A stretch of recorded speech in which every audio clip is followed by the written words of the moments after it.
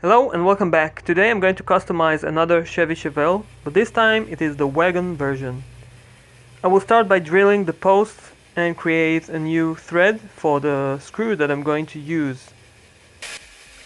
I'm always starting by using my smaller drill in order to create the thread, and only after that I will remove the base entirely.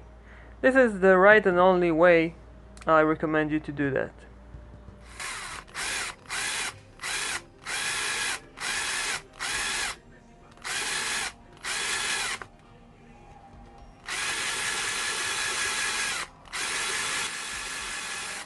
Here's another tip: if you want to make sure that the threads are okay, please do it right now before you paint the car.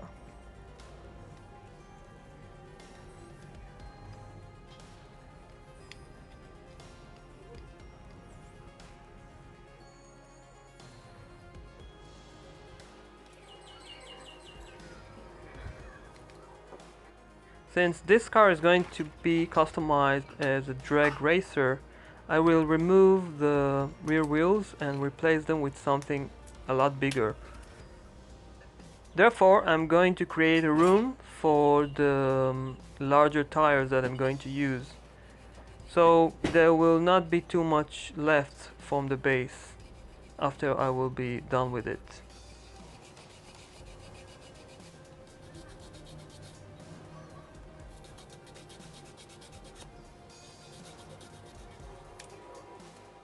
Once again, I had to bend this axle in the middle in order to make it a little bit shorter without cutting it. Now, in order to secure the wheels in place, I'm creating two balls of putty and I'm going to sandwich the axle between them.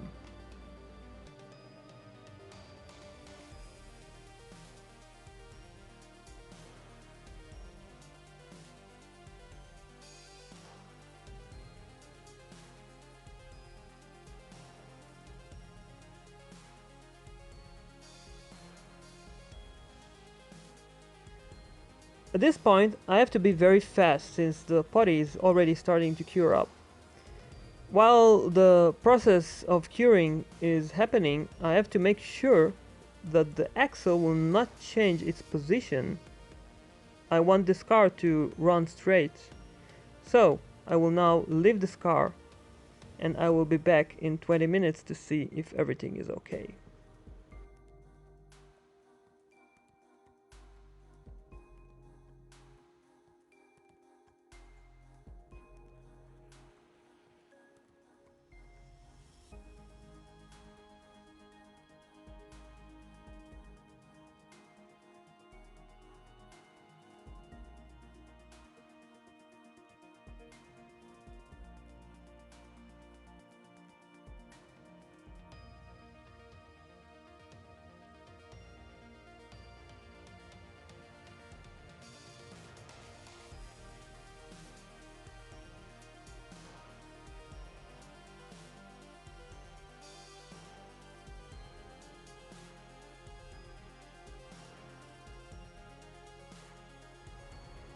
The wheels I've used were the ones that you get on Pixar cars, and I don't want the letters on the tires, therefore I'm just smoothing up the tire with my Dremel. I will also create a different profile for each one of them.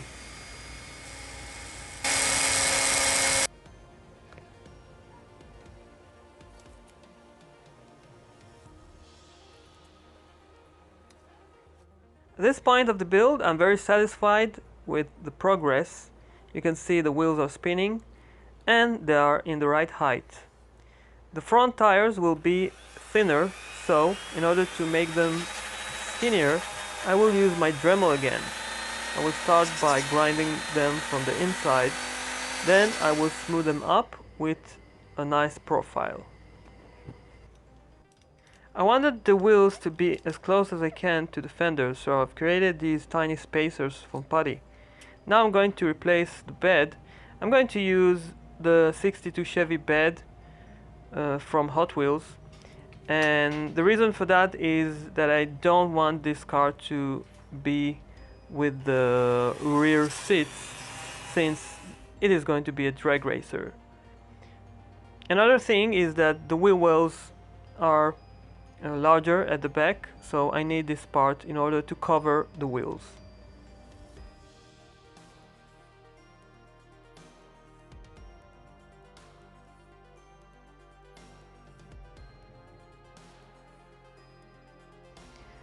After seeing that the wheels are in the right position and they are spinning freely, although they are bigger, it is time to plant the engine at the front. I'm going to cut the hood and plant this twin turbo diesel engine that I'm going to take from this donor truck. Although it seems to be very short, the fitting of this engine took me about 1 hour, because I had to cut the hood and fit the engine to be properly seated in its place. Now you can see it is almost perfect fit. I'm just checking to see if the base will not interrupt with the engine, and I will fix this engine in place by using putty, and I will leave it to cure up.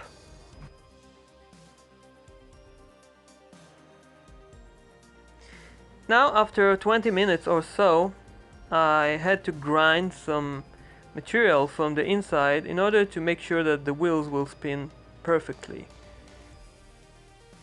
And now it is time to move to the next step, which is going to be creating the spoiler at the back. I'm using this metal plate again. It is my favorite material to use in order to create bases or spoilers or whatever I want to make for my cars.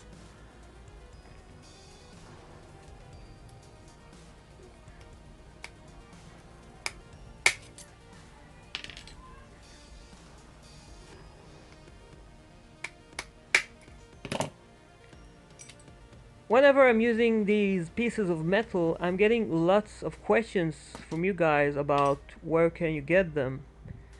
So the answer is very simple. I had a deserted construction site near my house for many years, and one day the workers appeared and started to work on this construction site and replaced the damaged pieces of the fence with new ones, and I kept one for myself, and I'm just taking pieces of metal from it from time to time.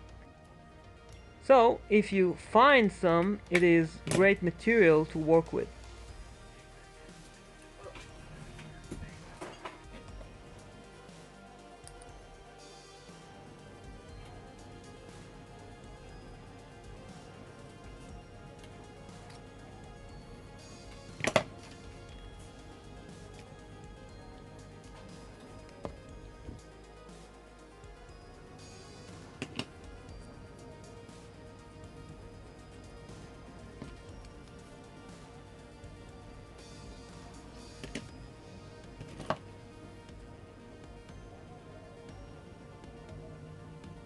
The creating of this spoiler at the back will take 30 to 50 minutes, I guess, and it is simple bending of metal at the right places.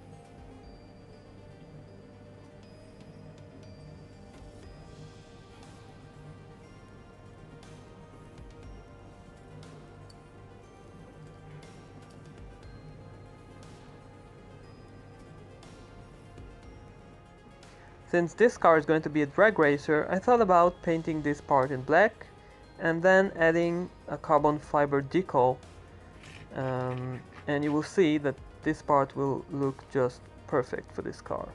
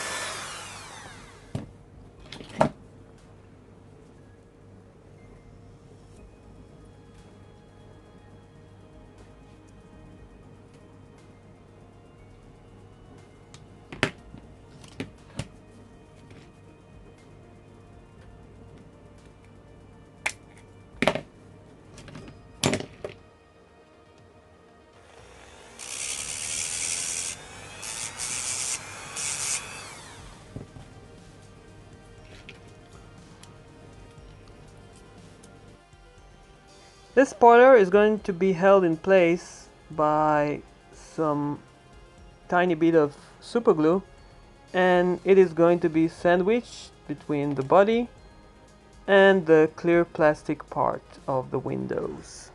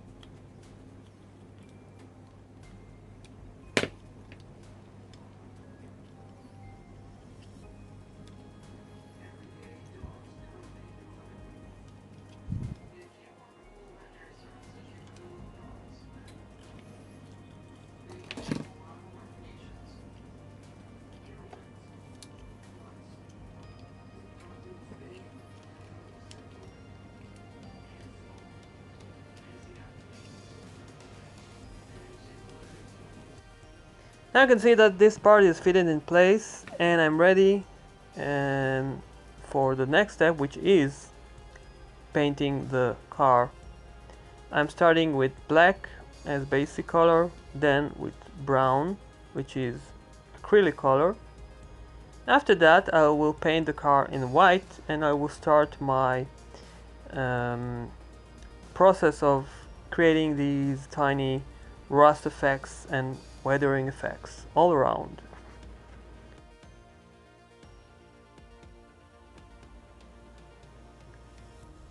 And here is the car.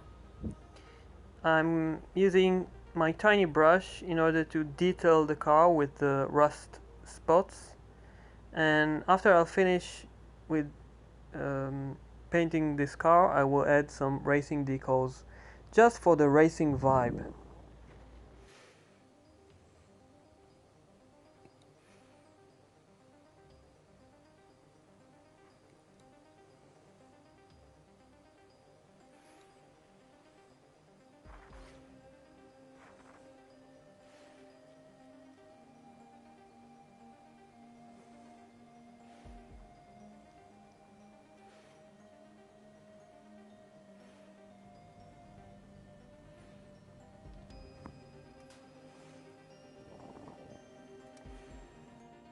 Okay, I think it is time to show you the car, but right before that I will tell you that I've decided to call this creation the Death Trap, and that is because you have to be very brave to drive this old car fitted with this big twin turbo diesel engine.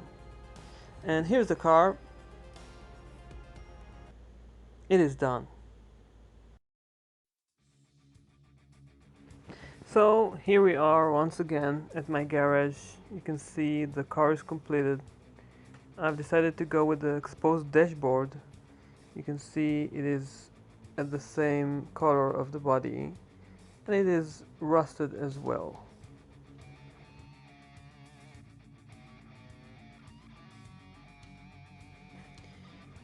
There's a visor I've added on the windshield, and I've also detailed the diesel engine. You can also see that smiley logo on the rear bumper, as well as on the rear hatch, and also on the rear passenger's door. I think this side is also interesting because of the mismatching fender.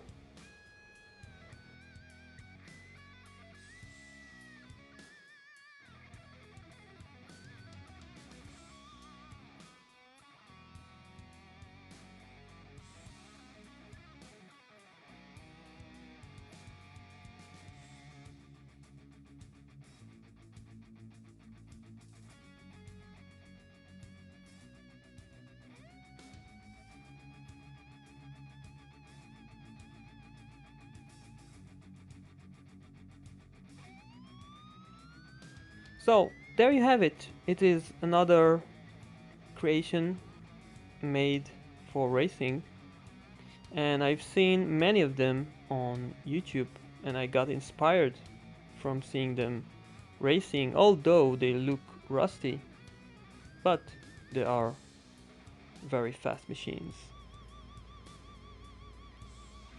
So I will see you on my next project, which I'm not sure what it is going to be, but I'm very glad you joined me once again, and I would like to say thank you and bye bye.